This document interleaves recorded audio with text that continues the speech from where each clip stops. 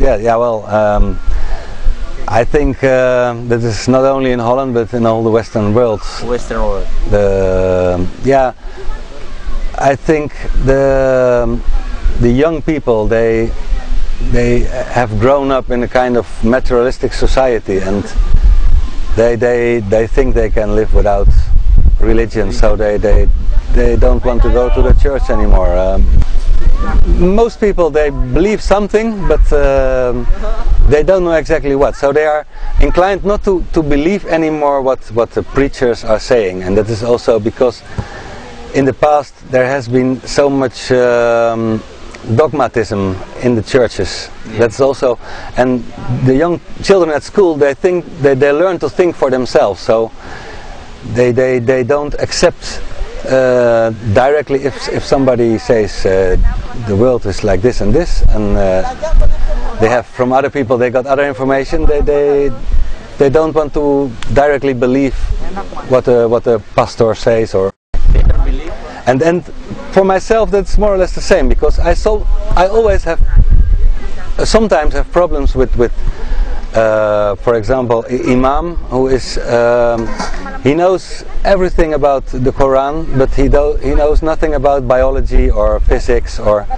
and I think in a modern world we have to combine all kind of knowledge, and also knowledge that we can observe in nature, and that's, I think it's sometimes a problem, because the young generation they like to know more about why things are happening besides the religious aspects.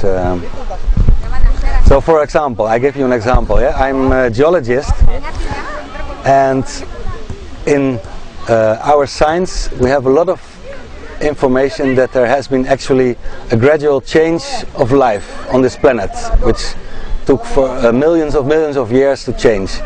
And sometimes the Imam says that's impossible, it was just created in one day and that's it. And I cannot believe that, because from science I know a lot of information says it has been otherwise. That's why Islam was for me a religion in the beginning, which taught us to learn and to read. So that's very different from, for example, the conservative churches.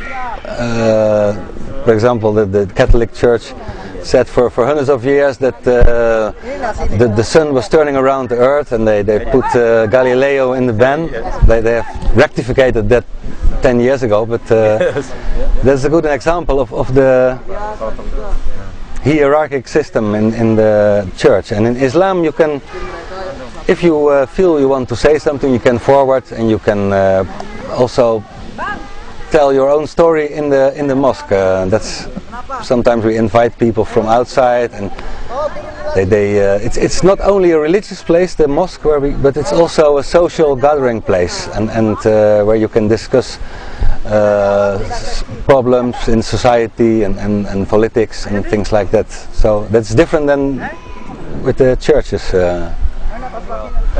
I think in Holland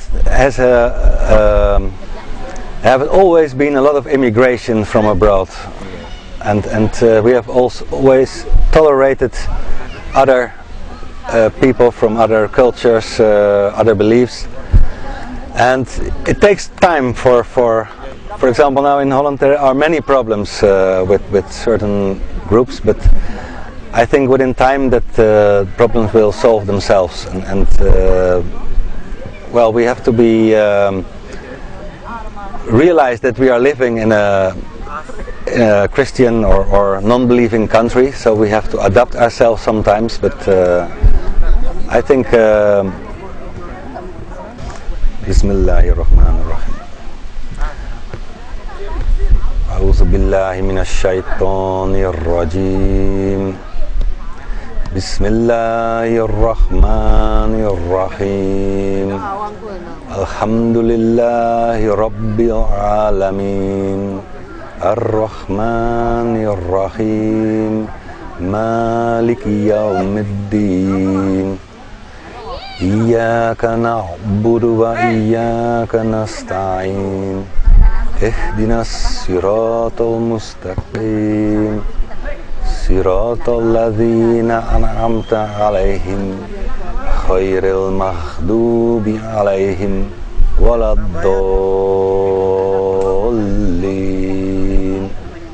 Amin.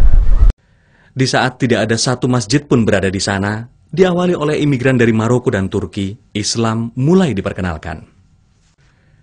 Ketika itu agama resmi di belahan Eropa, yakni Kristen, Katolik, dan Protestan, sedang jaya-jayanya. Ini tergambar bertebarannya bangunan-bangunan gereja yang sangat megah dan besar di hampir setiap sudut kota. Bangunan-bangunan tersebut, walaupun banyak yang bukan lagi berfungsi sebagai gereja, masih kokoh berdiri di setiap sudut kota. Kebesaran dan kemajuan agama Kristen di negara-negara Eropa juga ditandai dengan banyaknya gereja lembaga misionari mengirim para pendeta misionarisnya. Mereka mengirim pendeta misionarisnya ke negara-negara yang pada umumnya negara jajahannya atau bekas jajahannya, sehingga Eropa menjadi sumber kemajuan Kristen di banyak bangsa di dunia. Maha suci Allah dengan segala kuasanya. Saat ini banyak peristiwa yang mengejutkan yang sebelumnya hampir mustahil terjadi. Ratusan masjid telah berdiri di beberapa negara Eropa. Di negara bunga tulip Belanda misalnya, meski luas wilayah hukumnya hanya seluas Jawa Barat, saat ini sudah berdiri lebih dari 400 masjid. Banyak gereja berubah menjadi masjid, misalnya di negara yang juga lekat dengan simbol kincir angin Belanda ini, sejauh lebih dari 40 bangunan gereja sudah beralih fungsi menjadi masjid.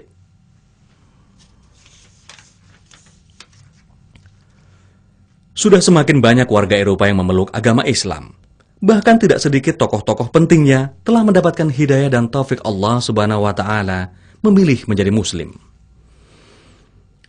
Di setiap masjid, baik di Jerman, Belanda, Prancis, dan lain-lain di Eropa, rata-rata setiap 2 bulan sekali selalu ada warga asli bangsa Eropa yang bersyahadat menjadi Muslim dan Muslimah. Bahkan ketika peristiwa monumental tragedi peledakan gedung World Trade Center 11 September 2001 di New York, Amerika Serikat, yang sangat menyudutkan dan menekan umat Islam, ternyata tidak mengurangi perkembangan Islam di berbagai belahan dunia. Ini terbukti hingga saat tayangan ini dibuat setelah peristiwa peledakan WTC tersebut, tetap selalu ada orang Eropa asli yang bersyahadat di berbagai masjid, dengan rata-rata 1 orang per 2 bulan di setiap masjidnya. Ironisnya, mereka orang-orang Eropa yang belum lama memeluk Islam justru terasa lebih Islami dibanding umat Islam di negara-negara yang memang sudah menjadi mayoritas Muslim. Generasi muda masyarakat Muslim Eropa sangat haus akan pertemuan sesama Muslim, sambil diadakan diskusi-diskusi tentang khazanah ilmu Islam, kajian kitab Al-Quran, dan kegiatan lainnya. Sehingga saat ini tidaklah mengherankan bila di jalan-jalan dan di tempat-tempat umum, di tengah-tengah masyarakat yang belum banyak mengenal Islam, hampir selalu ada muslimah yang berjilbab. Perkembangan tersebut tidak lepas dari semakin banyaknya pusat-pusat kegiatan Islam selain masjid yang telah berdiri di sana. Dan semakin banyaknya imigran dari berbagai negara lain yang secara langsung maupun tidak langsung memperkenalkan Islam kepada lingkungan penduduk asli Eropa. Di abad ini, di mana keberadaan umat Islam sedang diterpa berbagai banyak hal, mulai kemiskinan, tuduhan terorisme, kehilangan harga diri, terbelakang, dan lain-lain.